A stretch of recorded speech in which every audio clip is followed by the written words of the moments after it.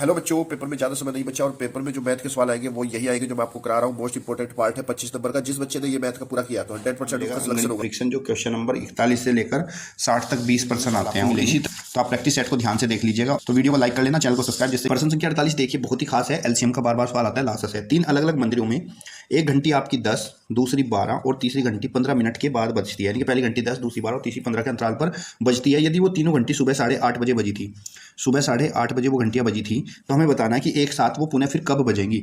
तो भाई अगर आपको अलग अलग टाइम दिया है तो पहले हम वो टाइम निकालेंगे कि जितनी देर के बाद फिर से एक साथ बजेंगी।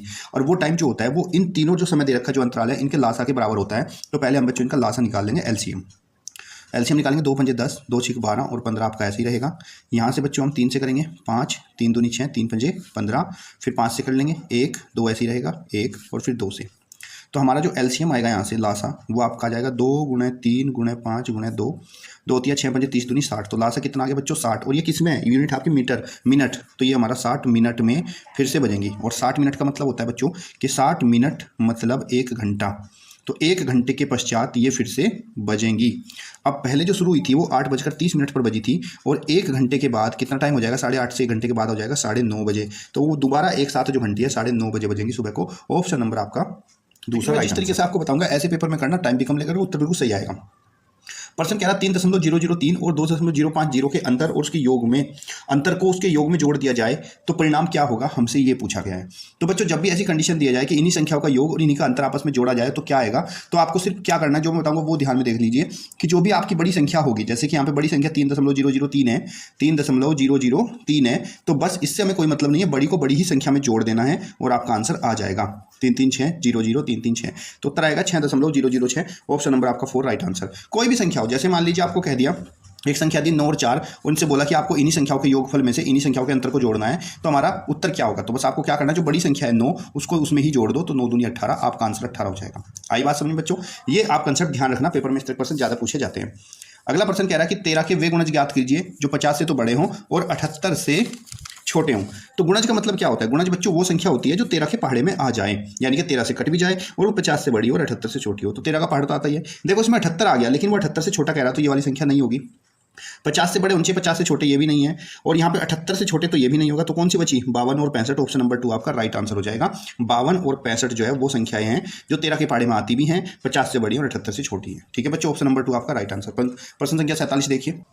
प्रश्न संख्या 47 है 168, 216 और 480 का मासा ज्ञात करो। तो इसके लिए क्या करोगे बच्चों? आप पहले इनके भाज्य गुणनखंड कर लोगे। 2 × 16, 2 × 8, 2 × 8, 2 दूनी 4, 2 दूनी 4, 2 × 2 और 3 × 7 21, 7 × 7। ठीक है, 216 के भी कर लोगे। 2 × 2 0, 2 × 8 16, 2 पंजे 10, 2 × 8, 2 दूनी 4, 2 × 7 14, 3 × 27, 3 × 9 और 3 × 3। अब यहाँ से 480 के भी कर लोगे भाज्य गुणनखंड। ये आपका हो जाएगा 2 दूनी 4, 2 × 8 0, 2 × 2, 2 दूनी 4, 2 × 8, 2 × 12, 2 दूनी 4, 2 × 6, 2 × 2।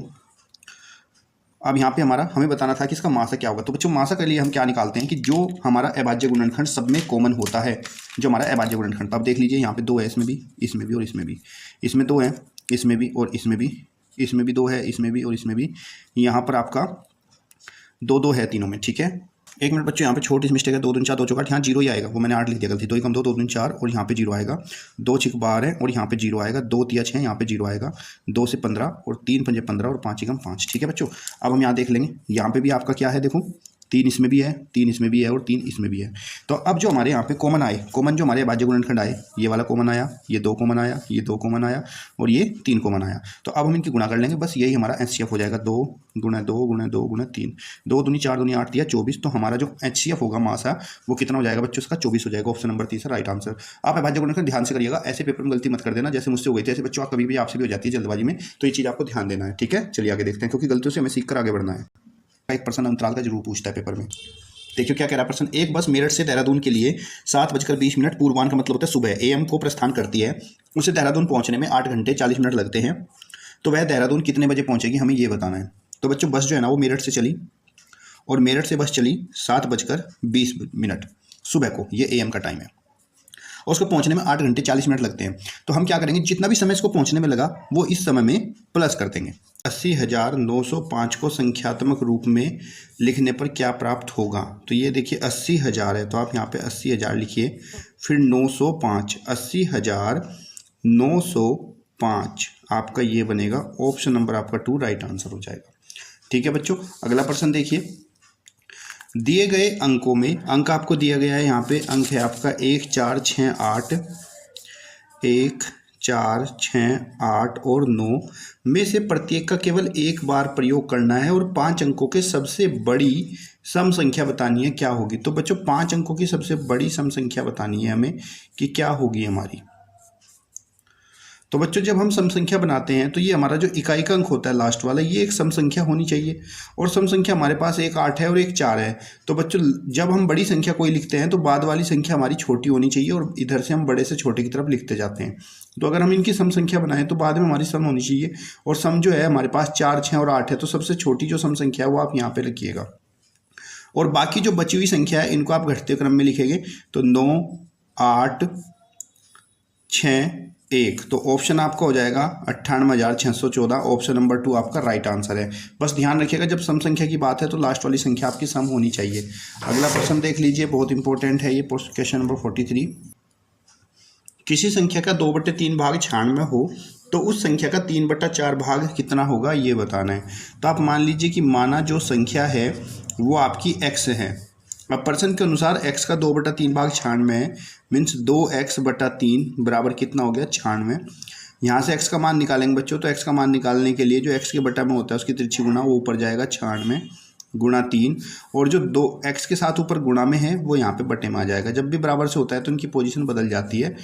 काट देंगे, 2 चौक 8, 2 अठे 16, तो x बराबर कितना हो गया बच्चों 48 गुणा 3। x बराबर गुणा करेंगे 3 अठे 24, 3 चौक 12, 13 14, तो x हमारा कितना हो गया 144। वो संख्या तो 144 हो गई, लेकिन हमें बताना उस संख्या का 3/4 भाग। तो संख्या हमारी 144 हुई, तो अब 144 का कितना भाग 3/4, तो यहाँ से 3/4 से गुणा करेंगे। 4 से अगर कट रहा है तो काट देंगे, 4 तिया 12, बचे हमारे पास 2, तो 4 6 24, कितना हो गया 36 गुणा 3, गुणा कर लेंगे 3 6 18, 3 तिया 9 और 1 10, कितना हो गया 108। ऑप्शन नंबर आपका तीसरा राइट आंसर होगा। कभी भी ऐसा प्रश्न मिलेगा तो पहले बच्चों में वो संख्या ज्ञात करनी है, संख्या क्या है हमारी, उसके बाद उस संख्या का जो भी भाग पूछा है उतना ही भाग हम लोग निकाल देंगे, हमारा उत्तर आ जाएगा। अगला प्रश्न देखिए बच्चों, बोर्ड मास पर आधारित है ये। देखिएगा प्रश्न संख्या 44, 4/5 प्लस 1/5 भाग 1/3 का 1/5 का मान क्या होगा, हमें ये बताना है। तो बच्चों जब हम ये करते हैं तो यहाँ पे हमारा बोर्ड मास लगता है। बोर्ड मास हमें बताता है कि पहले हमारा अगर ब्रैकेट है तो उसको हल करेंगे, उसके बाद अगर का है तो उसको हल करेंगे। ये जो का होता है ना, ये का गुणा की तरह काम करता है, लेकिन ये भाग से पहले इस्तेमाल किया जाता है, ये वाला। तो हम इसको करेंगे 4/5 प्लस 1/5 भाग, और ये जो का होता है ना बच्चों गुणा का निशान होता है और जिनके बीच में ये है, तो सबसे पहले यही ऑपरेशन करना है आपको, का वाला।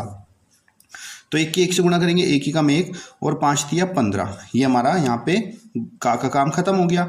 उसके बाद हम 4/5 प्लस, अब यहाँ पे देखो भाग करनी है तो 1/5, और जब हम भाग करते हैं बच्चों तो भाग करते हुए भाग को गुणा में बदल देते हैं और जिससे हम भाग कर रहे थे उसको उल्टा कर देते हैं, अंश को हर और हर को अंश। अब इसको हल करेंगे, 5 एकम 5, 5 तिया 15, तो टोटल कितना हुआ 4/5 प्लस ऊपर 3 एकम 3 बचा और नीचे कुछ नहीं तो 1। एलसीएम ले लेंगे इसका, लासा लेके हमारे पास कितना मिलेगा 4/5 प्लस 3/1। इसका एलसीएम लेंगे तो कितना मिलेगा एलसीएम, 1 और 5 का एलसीएम बच्चों हमारा 5 होता है। सो 4 और 1 पंजे 5, 5 तिया 15, 15 4 19/5, जिसको हम बदलेंगे मिक्स में तो 5 तिया 15, 4 19/5, तो 3 सही 4/5 आपका उत्तर आ जाएगा। ऑप्शन नंबर आपका 1 राइट आंसर है। ठीक है बच्चों, समझ में आ रहा है, कमेंट बॉक्स में बताते चलिएगा।